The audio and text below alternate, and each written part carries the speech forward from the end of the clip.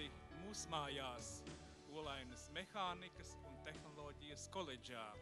Esiet sveicināti tāla ceļa braucēji, tuva ceļa nācēji, 2 gadsimtu izdzīvotāji un strādātāji.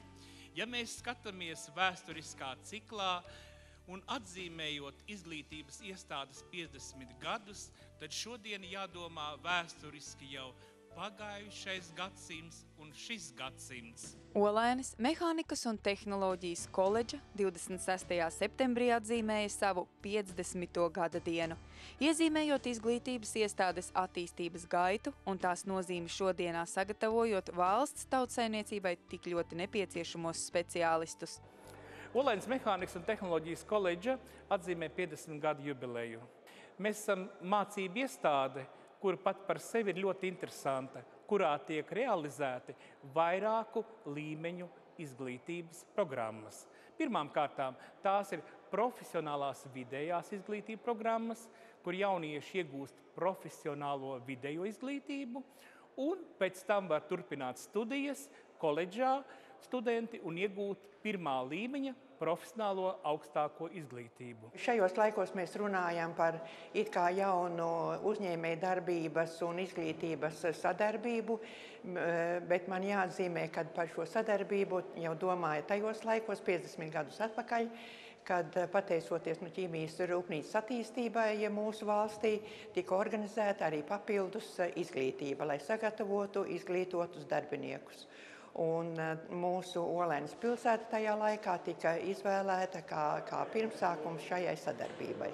1990. gadā mūsu tehnikumu tajā laikā, kas bija PSRS pakļautībā, nodeva republikai.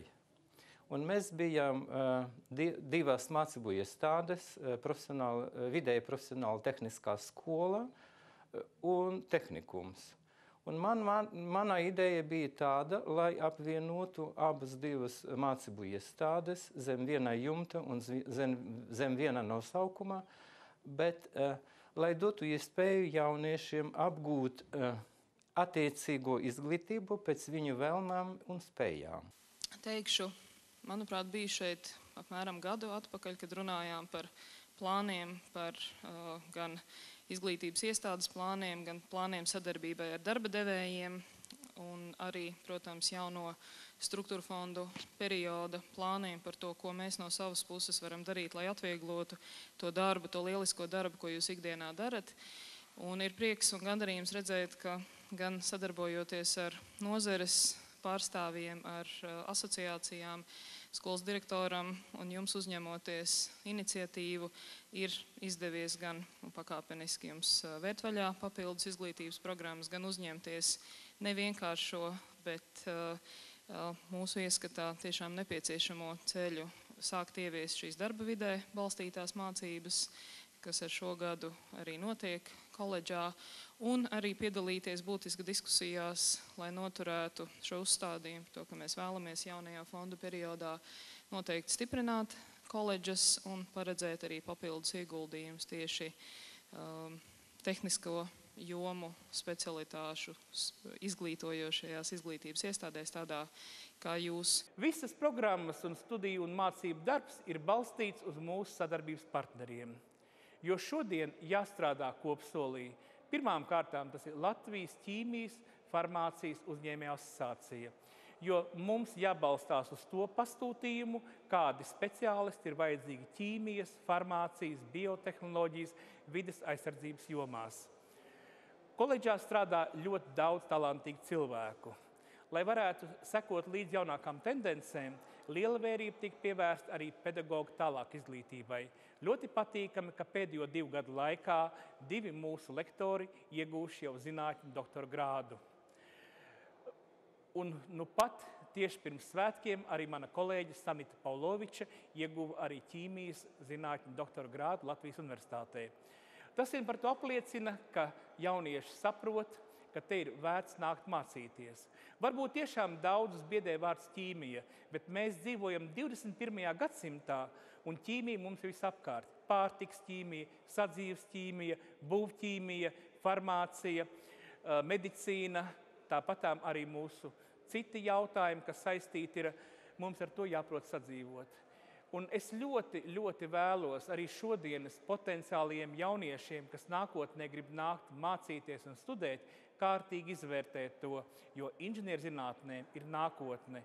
Un šodien darba devēji atklāti pateica kārtējo reizi to, ka Latvijā kvalificēti speciālisti ir ļoti, ļoti nepieciešami. Gan uzņēmumā Grindex, Olaņu farma, Ventamonjaks, Tenaks un daudzos citos. Mēs sākām sadarboties ar Olaņas koledžu apmēram 10 gadus atpakaļ. Un tolaik bija situācija, ka jaunieši atnāca pie mums strādāt, un viņi bija pārsteigti par to, kādu darbu viņiem piedāvā. Un tad mēs sapratām, ka kaut kas nav kārtībā ar profesionālo izglītību, un kopīgi ar Olaņas koledžu sākām strādāt pie izglītības programmu izstrādes un arī pie prakses jautājumu sakārtošanas, pie prakses ilguma palielināšanas.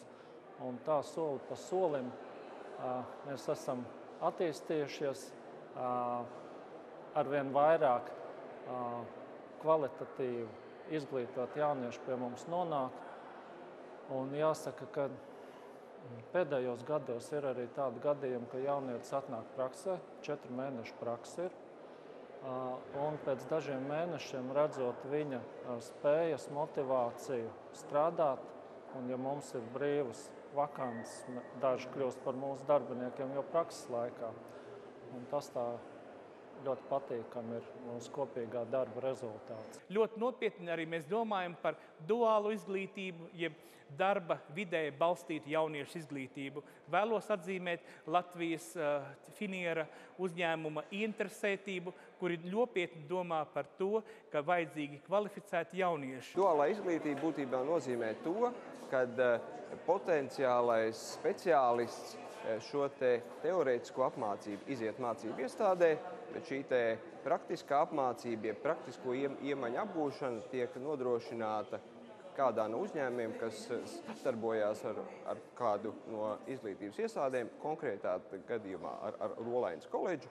Un tādā veidā mēs domājam, ka tas nodrošinās veiksmīgāku šo speciālistu iesaisti uzņēmumā un viņu zināšanu praktisko iemaņu apgūšanu, lai nodrošinātu uzņēmumu šos speciālistus. Darba devēji ļoti pieprasa koledžas līmeņa speciālistus, jo koledžas izglītība ir profesionāli orientēta, viņiem ir kvalitīva prakse, viņi orientējas uz zināšanu pielietošanu, un tādēļ uzņēmēji ļoti novērtē koledžas izglītības kvalitāti, un plus arī pēc koledžas iegūšanas ir iespēja turpināt tālāk, vēl arī iegūt arī bakalaura un maģistra izglītību, un tas nodrošina ļoti tādu konkurētspējīgu formulu darba tirgū. Ja mēs runājam par Olaņas mehānikas un tehnoloģiju koledžu, tad bez mazākām šaubām tā ir viena no Latvijas 26 koledžām, viena, es teiktu, no vislabākajām,